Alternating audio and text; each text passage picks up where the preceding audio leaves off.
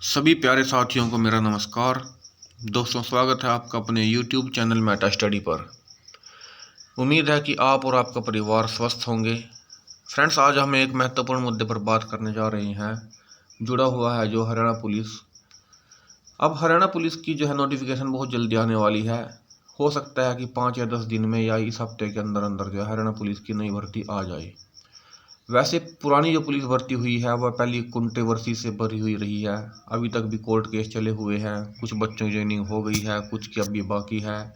पहले नॉर्मलाइजेशन के नाम पर, फिर बायोमेट्रिक के नाम पर इस भर्ती को लटकाते लटकाते लगभग 3 या 4 साल का वक्त बीत चुका है। अब सबसे बड़ा सवाल पैदा ये होता है कि पहली भर्ती जो कि 2020 में कंप्लीट हो जानी चाहिए थी, या कहीं 2019 या 20 के सेशन में जो कंप्लीट हो जानी चाहिए थी, वो भर्ती जो है अब तक भी पूरी तरह से कंप्लीट नहीं हुई है। 2023 अब चल रहा है। अब ये अगली भर्ती निकालने जा रहे हैं। जो ये भर्ती निकालने जा रहे हैं, ये भर्ती जो है 2020 के आखिर में या फिर 2021 में निकल जानी चाहिए थी। लेकिन अब इसमें हो गया है डिले, और डिले हुआ है लगभग 2.5-3 साल का। तो अब बच्चे ये पूछ रहे हैं कि जो व्यक्ति लगभग 4-5 साल से नौकरियों के इंतजार में पहले ही बैठे हैं, उनमें से कुछ हरियाणा पुलिस के भी कैंडिडेट्स थे। अब उनको 2021 में पुलिस में भर्ती होना था, लेकिन अब तक जो है पुलिस की भर्ती निकली नहीं है, और इस भर्ती को लगभग 2-3 साल की देरी से निकाला गया है। तो अब उन्हें आयु में छूट मिलनी चाहिए।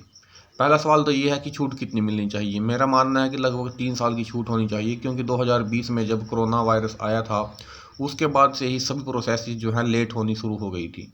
अब कोरोना वायरस आया था मार्च 2020 में, और अब जो है चल रहा है मई 2023, यानी कि 3 साल ऑलरेडी लेट हो चुकी है ये भर्ती। तो जो बच्चे उस वक्त मान लीजिए कोई 25 साल की उम्र में था, तो अब वह जो है 28 साल का हो चुका है, यानी कि अब वो ओवर एज हो चुका है। और पुलिस में भर्ती की जो कंडीशन होती है वह होती है 27 साल तक की, जो मैक्सिमम लिमिट होती है। यानी कि अब वो अनएलिजिबल हो चुका है, उसकी एलिजिबिलिटी ख़त्म हो चुकी है ओवर एज होने की वजह से। उन लोगों को आयु में छूट मिलनी चाहिए। दोस्तों, हमारा चैनल तो छोटा सा है, हम बात करने की कोशिश कर रहे हैं, बहुत कम लोगों तक ये पहुंचेगी। आप इसको शेयर करके आगे पहुंचा दीजिए, और चैनल को सब्सक्राइब भी कर लेना। लेकिन अब सरकार की बात क्या है? क्या सरकार इस बात को सुनेगी? सरकार इस बात को अनदेखा करेगी, जैसे कि अब तक करती आई है CET क्वालिफाई के मामले में भी। अब भी वो, अगर आप कोर्ट में जाके खड़े होंगे तो आपको तारीख की तारीख मिलती रहेगी, भर्ती कंप्लीट हो जाएगी, और वो सुनवाई चलती रहेगी, और उसका कोई कुछ नहीं कर पाएगा।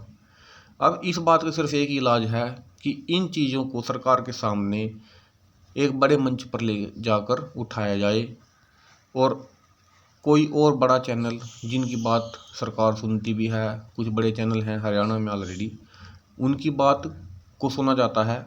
तो अगर आप चाहें तो आप उनको भी, उनके सामने भी इन मुद्दों को लेकर जाएं।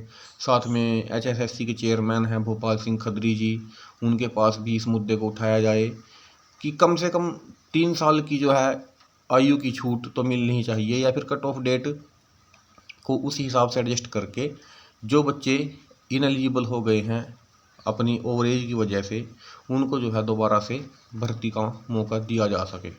क्योंकि अब मेरा मानना ये है कि लगभग जो जिसकी उम्र इस टाइम पे 29 ईयर्स है, उसकी उम्र अगर ये भर्ती सही समय पर होती तो उस वक्त उसकी उम्र लगभग 27 साल होती और वो एलिजिबल होता।